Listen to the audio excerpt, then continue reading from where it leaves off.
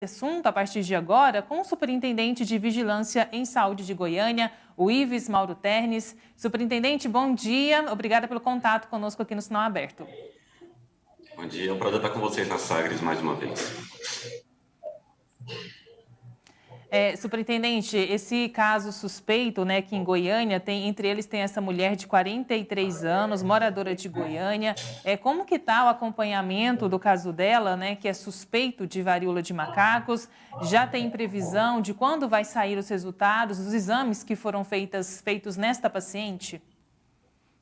Bom, a Secretaria Municipal de Saúde recebeu a notificação desse caso no último sábado, então estamos fazendo monitoramento diário com essa paciente. Foram coletadas amostras para investigação de outras doenças, que a gente chama de diagnóstico diferencial, para poder descartar ou confirmar a situação clínica dessa paciente.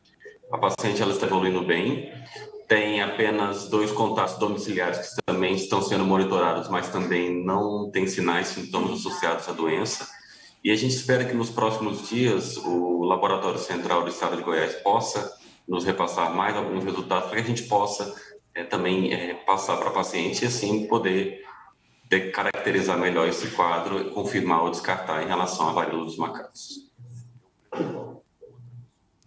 Ives, essa paciente é moradora aqui de Goiânia, ela teve deslocamento para outro estado, né? Como que está esse monitoramento, né, dos contatos que ela teve? Essa paciente ela teve contato com uma pessoa do interior, que nós já passamos os dados para a Secretaria Estadual de Saúde para que o município do interior faça o monitoramento. É uma pessoa que também tem sintomas semelhantes, são vesículas na pele, né? Inflamação de linfonodos, mal-estar, e não tem histórico de viagem para o exterior, nem contato com alguém que teve histórico de viagem. Por isso que é importante preservar a identidade desses pacientes. Todos os contatos estão sendo monitorados e, nesse momento, a gente precisa preservar a identidade do paciente, mas a situação dessa paciente em si é uma situação que está sendo monitorada e acompanhada de perto pela Secretaria Municipal de Saúde. E, Ives, como é a transmissão, né, da varíola dos macacos? Como se proteger também? Bom, a varíola dos macacos, ela é uma doença que se apresenta principalmente com lesões e pústulas na pele, que evolui com crostas, que é uma doença autolimitada, ou seja, ela em torno de 2 semanas a doença, os sintomas são cessados sem nenhum tipo de tratamento específico contra o vírus. A transmissão ocorre com contato direto com essas lesões, com secreções também do paciente. E a transmissão respiratória ela é menos frequente e ocorre principalmente nos contatos domiciliares por um longo tempo de exposição. Então, qualquer pessoa que tem lesões na pele, principalmente fístulas, pústulas, são aquelas bolhas, principalmente na região da face, no pescoço, no tronco e nos braços, procure um serviço de saúde para poder fazer acompanhamento médico e diagnóstico diferencial. É uma doença que tem semelhança com outras doenças, como, por exemplo, a varicela, né, que é a catapora, e até mesmo algumas doenças imunodeprimidas, como acontece na herpes zoster. Então, é importante, e também pode acontecer também alergias, né, dermatites, né, na pele, que pode apresentar semelhança com a varíola dos macacos. Então, qualquer tipo de lesão na pele, as pessoas não precisam ter nenhum tipo de pavor, procure serviço médico. Nós não temos ainda confirmação de transmissão aqui no município e bem como também no estado. Precisamos orientar a população que estamos fazendo o monitoramento desses casos e qualquer informação adicional a gente vai passar para os meios de comunicação, mas nesse momento é um momento de cautela, não há nenhum tipo de caso confirmado, estamos monitorando esse caso. É uma doença autolimitada, ou seja, ela não tem alta letalidade, ela tem o processo de remissão dos sintomas ocorre de forma natural, o tratamento é sintomático, ou seja, analgésico e antihistamínico para diminuir os sintomas associados à doença. Então, é um momento de cautela, de tranquilidade, não precisa ter nenhum tipo de dificuldade em relação a medo em relação à doença, e assim a população pode, qualquer tipo de sintoma associado, procurar um serviço de saúde e receber atendimento médico adequado para fazer o diagnóstico diferencial.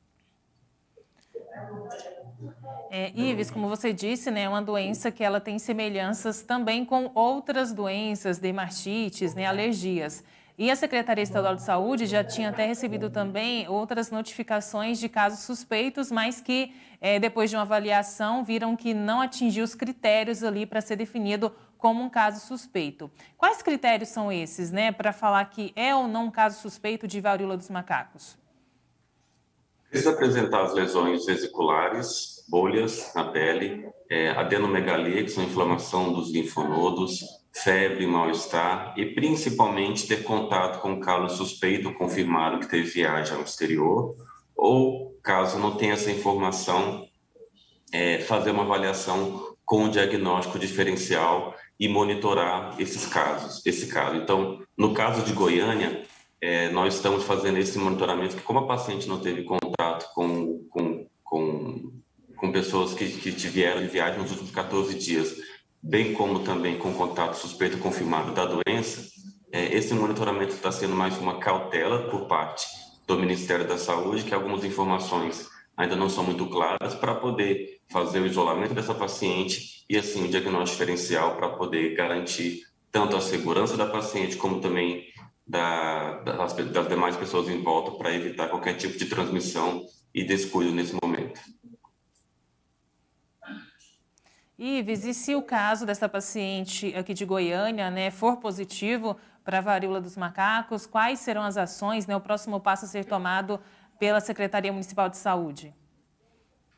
Essa pergunta é uma pergunta muito interessante, porque como nós fizemos a investigação e não houve nesse momento ainda histórico de viagem, confirmando a varíola dos macacos, nós temos que aumentar a sensibilidade de identificação dos casos pelo serviço de saúde, tanto na rede pública quanto na rede privada. O que seria aumentar a sensibilidade de identificação dos casos? Qualquer caso de vesícula, lesão na pele associado a febre, mal-estar, inflamação de linfonodos, adenomegalia, deve ser feito a investigação para a varíola dos macacos. Por quê? Quando você não confirma um contato, uma infecção com histórico de viagem ou contato com caso confirmado, existe a possibilidade de transmissão autóctone, ou seja, transmissão intradomiciliar, transmissão do município de Goiânia.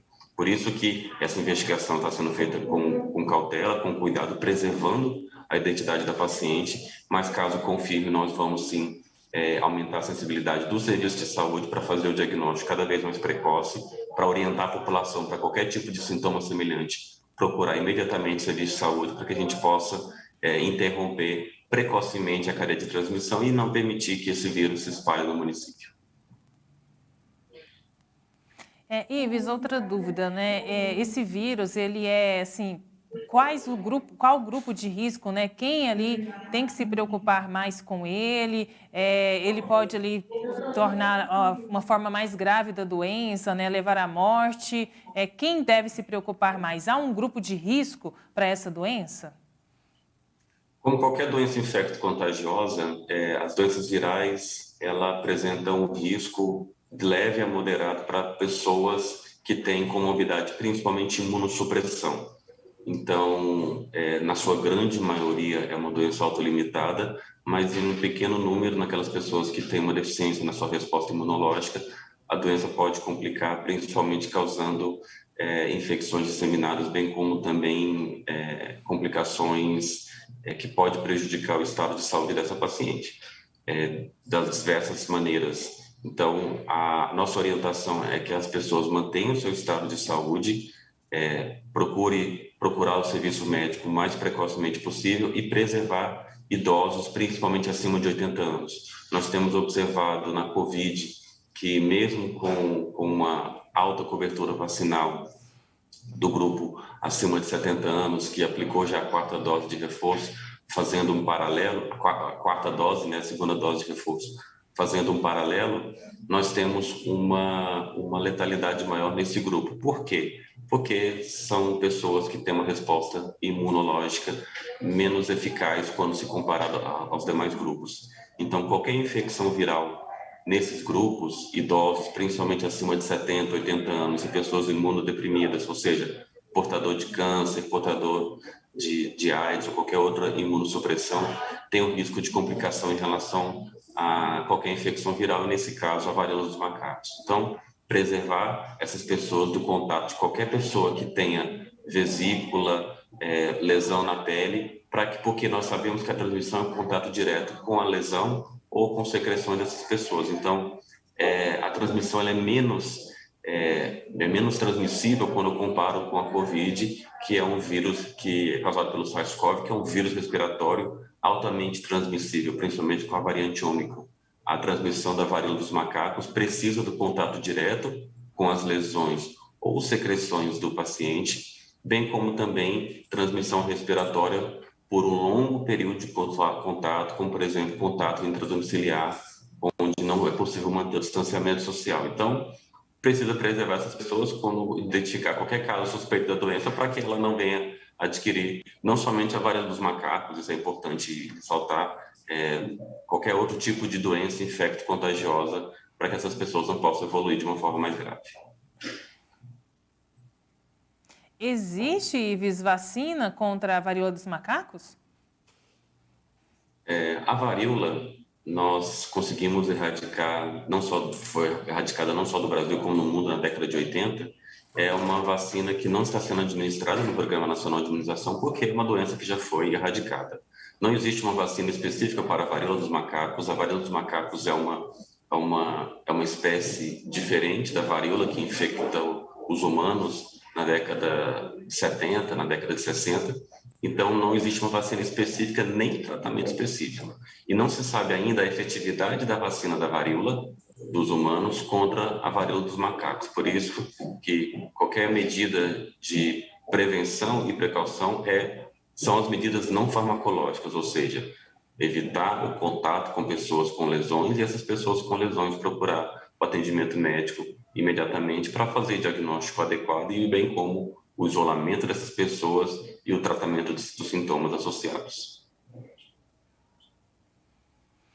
Ives, aproveitando a sua presença aqui com a gente no Sinal Aberto, eu queria que a gente falasse um pouco também sobre Covid-19. O Ministério da Saúde já recomendou a aplicação da vacina para o grupo 50 anos mais, depois agora 40 anos mais também já podem se imunizar, né, receber a dose de reforço contra a Covid. Como que está a adesão desses dois públicos, né, a essa segunda dose de reforço contra a Covid-19? Bom, hoje a Secretaria Municipal de Saúde, seguindo a recomendação do Ministério da Saúde, está fazendo a terceira dose para o público acima de 12 anos e a quarta dose para o público acima de 40 anos. A cobertura vacinal ela está muito aquém do esperado, por isso que nós estamos reforçando as salas de vacina para garantir o atendimento adequado para a população aqui no município. E aí eu vou além, não só da vacina contra a Covid, mas também da vacina contra a influenza. Na última segunda-feira, no último final de semana, o Ministério também já autorizou a ampliação da faixa etária para vacinação contra a influenza para toda a população, independente da faixa etária do grupo específico. Então, pessoas acima de 6 meses, desde que não tenha um quadro febril e sintomas respiratórios, já podem procurar um dos mais 70 pontos de vacinação aqui no município, das 8 às 17 horas, para fazer a vacinação contra a influenza e também atualizar o seu cartão vacinal contra a Covid.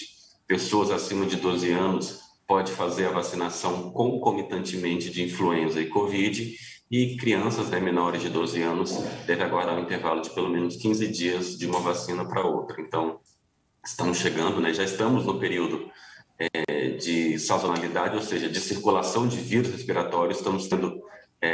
Temos um aumento de notificação dos casos de síndrome gripal nesse período. A nossa positividade na testagem ampliada para a Covid está em torno de 25%. Estamos fazendo um grande número de testes diariamente aqui na capital, em média 7 mil testes. Nas últimas 2 semanas fizemos uma média de 45 mil testes por semana. É a capital que mais testa no Brasil e uma das cidades que mais testa no Brasil proporcionalmente. Então, essa ação de testagem ampliada tem o objetivo principal de fazer o diagnóstico precoce e interromper a cadeia de transmissão.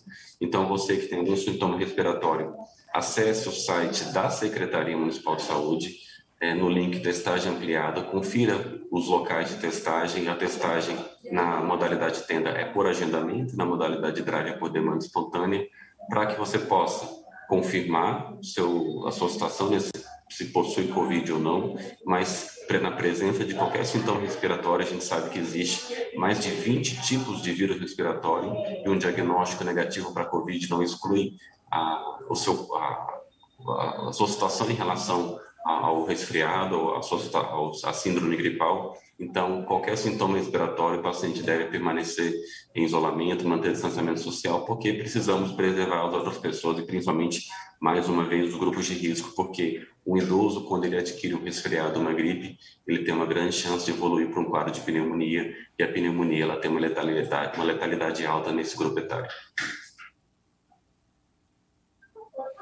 Ives, a gente sabe também, né, que o grupo das crianças e adolescentes é o público que tem a mais baixa adesão, né, para a vacinação contra a Covid-19. Tem um levantamento feito pelo Jornal Popular que mostra que a faixa etária de 0 a 9 anos foi a que teve a maior proporção de internações com Covid aqui em Goiás. A Secretaria Municipal, ela planeja alguma ação, né, para conseguir chegar de fato também a esse público, a aumentar essa taxa de vacinação? Bom, eu tenho alguns dados aqui que eu vou apresentar para vocês. Na população de 5 a 11 anos, nós estamos com uma cobertura de segunda dose de apenas 31%, de primeira dose de apenas 54%, então uma cobertura muito baixa. Desde 2018, nós temos as coberturas vacinais para as outras doenças inferior a 80%. O Ministério da Saúde recomenda que a vacinação, a meta de qualquer imunoprevenível seja pelo menos 95%.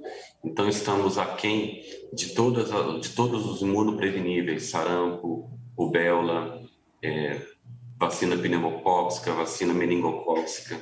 E qual que é o risco disso? Gerar bolsões de suscetibilidade e caso haja a reintrodução de um agente etiológico viral ou bacteriano, nós podemos ter surtos e em algumas situações com uma alta letalidade, como no caso da doença meningocócica, que a letalidade é em torno de 30%.